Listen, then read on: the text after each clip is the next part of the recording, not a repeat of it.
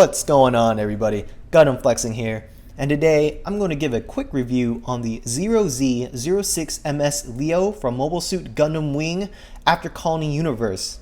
Now, before we go into this specific model, everything that you don't see in the screen is here. It's just the two beam sabers, which if you've been watching my videos, I usually don't cut them out, and an extra shoulder guard right here, which is for his left shoulder, which is currently being mounted by his shield.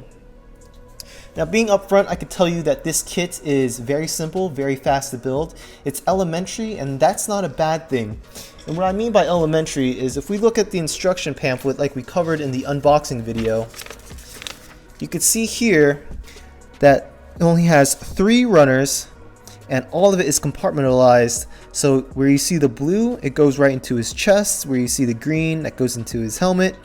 The pinkish goes into his arms. The purple here is for his waist, and the yellows are for his leg. And it's simple, so whenever you start building, the instructions will actually tell you where everything is from. So like, for example, the weapon system, it'll tell you which pieces go where. And the same thing for his limbs. Example, if we look here, this is for his head, I believe. Yes, for his head. And it'll tell you where everything's at. So if you really want, you can cut everything out and not even go by the instructions, and just figure out how to put the pieces in. It's very simple, very quick. So that's kudos, big plus from Bandai on the instructions pamphlets. And that's only because there's 3 runners, and again, this is not a complex build. But looking at the model itself, what I really appreciate here is that the visor is actually a transparent piece. So thank God it wasn't a sticker, or it just looks super tacky. But it is a transparent piece. But what I will note on the head is that it is immobile. So as you see here, oh, shadow, you can't really twist the head. So you see his shin under right next to my thumb. That's pretty much puts his face in place. So in other words, the only direction he could look is the same direction of his chest, and that just limits the amount of mobility and flexibility he has in terms of posing. Right there. Looking at his chest, what I think is pretty cool here, if I could just get him to disarm his weapon to show you all, is this little mount right here, sort of like for a Jeep or for like the EZ-8. I thought that was a pretty cool feature. Now, unfortunately, he doesn't come with a backpack, unlike some other traditional Gundam kits. However, in lieu of a backpack, he does have 2 thrusters under his skirt right here. And speaking about thrusters, he also has a main thruster right here, a single one right here. So total 3 thrusters, but no backpack. If we look at his arms, pretty much they're shoulder boulders right here. And as I stated before, this is the extra piece that goes into his left shoulder. Right now I just have the shield mounted right here, which is a very elementary piece. Pretty much it's just 2 pieces slapped together, so the green and then you have the gray underneath. And you just put it in, you just slide it in, and it'll fit into his shoulders as such. So really just slide until they fit. And here it is. You just have to align the circles and push it in there, right, without forcing it too much, and there it is. And this is a shield. It is on a ball joint, so it's very maneuverable. Pose it how any way you want. Very simple. And behind the shield is his 2 beam saber handles, and this is where they'll be placed. I like putting my beam sabers mounted. I usually don't find well, not usually don't find, I just don't like close range weapons as much as I like the far range weapons, or range weapons such as rifles.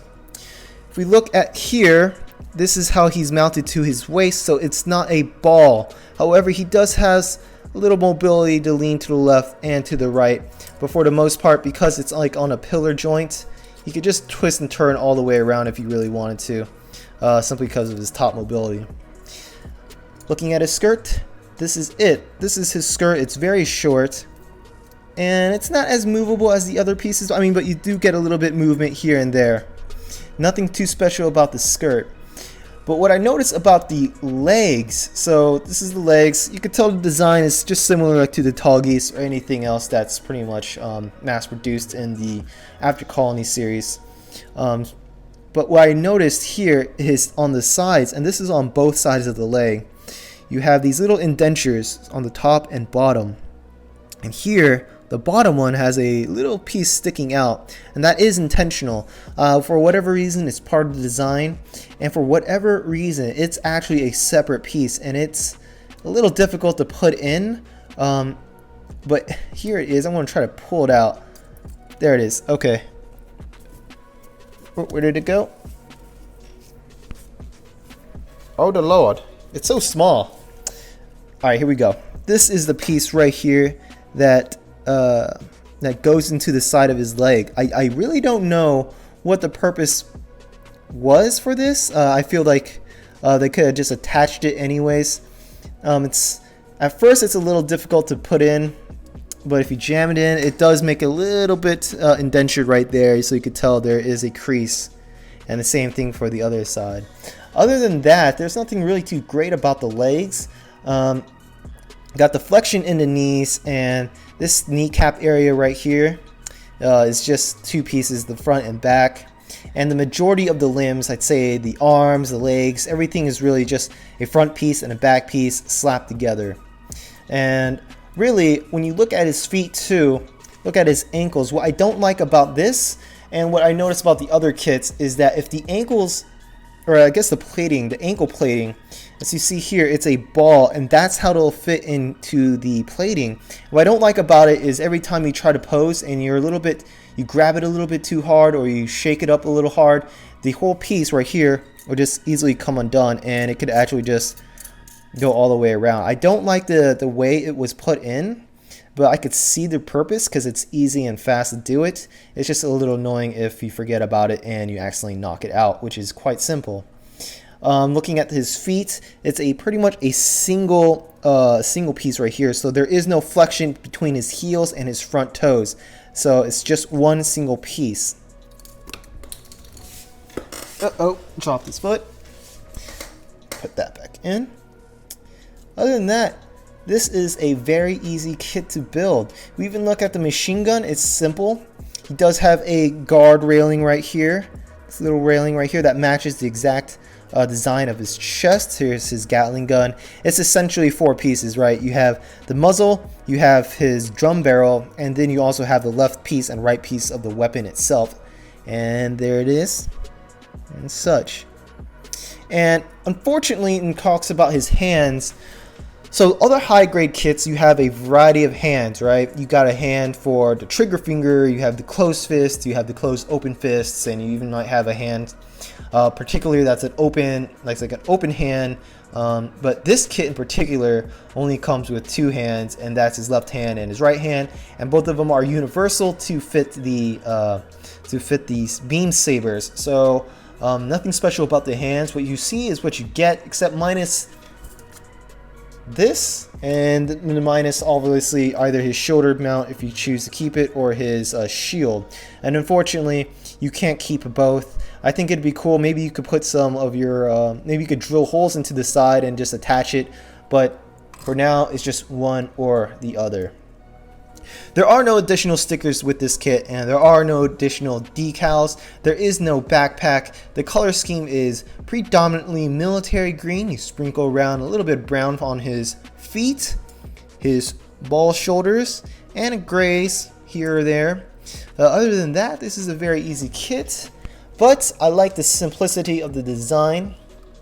It's easy, it's great. The instructions, really, I wish most instructions from Bandai were written in that same format where it compartmentalized the sections of the runners for each section of the limbs, instead of making you go back and forth between like 5 or 6 runners. But again, that's because there's only 3. Well, that's all I have for this review video. If you have any questions, just post them down in the section below and I'll get right to them. Appreciate you all for watching, and I will see you guys in the next Gundam video. Peace out.